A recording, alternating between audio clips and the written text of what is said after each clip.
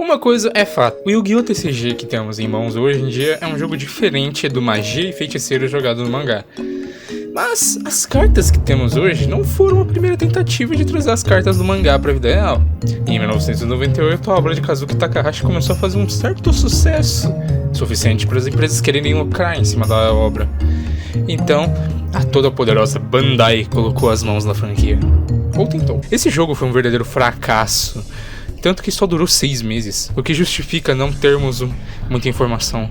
Mas sabe o que também rolou nesses 6 meses? O anime da Toei, ou Yu-Gi-Oh! Zero pros íntimos. Que aliás, eu já fiz vídeo, vale a pena conferir. Uma curiosidade não muito boa sobre esse jogo é que ele foi completamente tirado do cu da Bandai.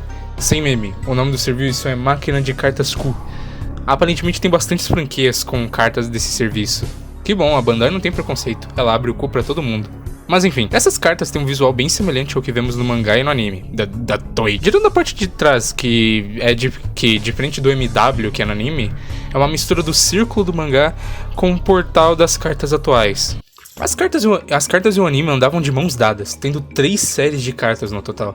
Na primeira leva de cartas, vemos a provável maior diferença em relação ao jogo da Konami. Aqui temos cartas baseadas nos personagens do anime? Cara, isso é uma ideia muito boa. Imagina, cartas do Yugi dando suporte pra Mago Negro, Kaiba pra Blue Eyes e assim em diante. Seria legal, porque é algo que já vemos em Pokémon. Mas continuando. Infelizmente, os efeitos delas aqui são bem aleatórios. O Yugi te deixa comprar 3 cartas caso ele seja destruído. O Farok, que é um tipo de Exódia Deus Ex Machina, e ganha qualquer batalha, tipo monstro contra monstro. O Kaiba já é um pouco mais nerfado, e que ganha sempre que lutar contra o monstro, mas perde se lutar com o personagem. E o resto são efeitos normais, tipo até deixar você escolher um monstro pra lutar por ela, ou o Joey dando ataque pro monstro que lutar depois que ele morrer. Efeitos normais. Até chegar no Tristan.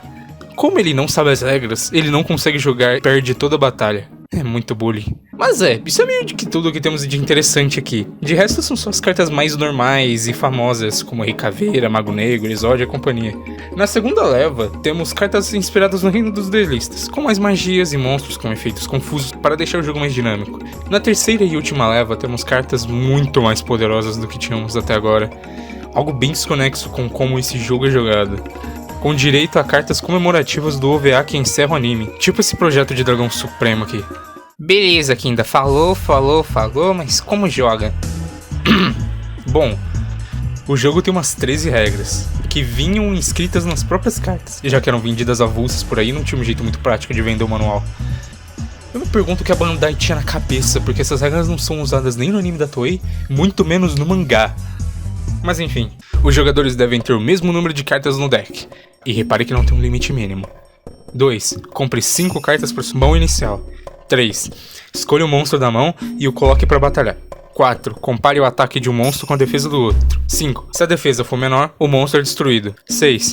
Mesmo se o monstro for destruído, se ele tiver um ataque maior que a sua defesa, o seu também é destruído. 7. Quando a batalha terminar, compre uma carta e encerre o turno. 8. O jogo continua até que os 2 decks estejam vazios.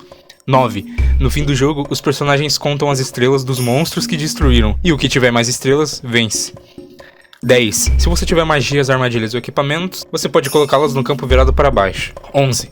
Magias, armadilhas ou equipamentos podem ser ativadas a qualquer momento do duelo. 12. E quando uma for ativada, a carta é descartada. 13. Caso um deck se esvazie antes do outro, o jogo continua até que o outro também acabe. Se você prestou atenção e sabe o mínimo de Yu-Gi-Oh!, você percebe que isso não faz sentido nenhum. Primeiramente, a coisa provavelmente mais quebrada. Não temos pontos de vida. Quem pensou que isso seria uma boa ideia? Literalmente não tem porque temos monstros com ataques variados. Tipo, um Yami Yugi pode só chegar e pronto, ganhou o jogo. Lembram? Ele ganha todas as batalhas, não importando se é um monstro ou personagem. Plot Armor também.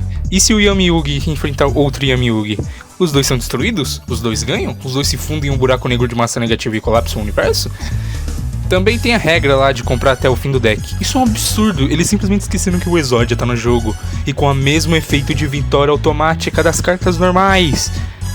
Então pra que alongar isso quando você pode simplesmente ganhar o jogo com um deck de 6 cartas? Aliás, lembra a carta comemorativa que eu falei? Ela representa a junção de 3 dragões brancos, e o efeito dela é permitir que você ataque 3 vezes no mesmo turno. Não, pera, isso ia fazer muito sentido pra esse jogo.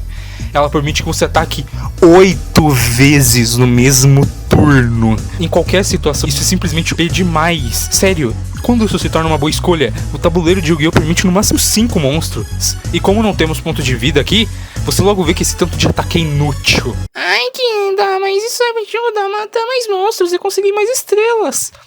Tá, mas o que te impede de só jogar um monte de monstro de uma estrela, um farol e um Exódia no deck? O farol é... Tirando o Exódia, o farol é provavelmente a carta mais poderosa desse jogo inteiro. Além de que as estrelas não fazem diferença, porque o Exódia tá no jogo. E ele simplesmente deixa você ganhar não importando a quantidade de estrelas. Além de algumas cartas simplesmente terem efeitos vagos demais, como o Kaleidoscópio, que simplesmente diz: transforme um monstro específico. Que? Eu posso transformar um monstro do campo em um monstro da minha mão? Um monstro do deck? Um monstro do cemitério? Um monstro do oponente? E o Cyber Escudo, que diz: aplique esse efeito a um monstro com ilustração feminina. Esse texto não envelheceu bem. Espera aí um minuto. Se eu não me engano, a forma original do Dragão Branco é uma mulher. Então, tecnicamente, a gente pode aplicar o efeito a ele? Você vê que eles não pensaram muito na hora de fazer esse jogo. A intenção devia ser... ou você colecionar ou jogar o clássico Yu-Gi-Oh! Se inspirando nas regras do anime. Meu Deus, o meta desse jogo ia ser animal.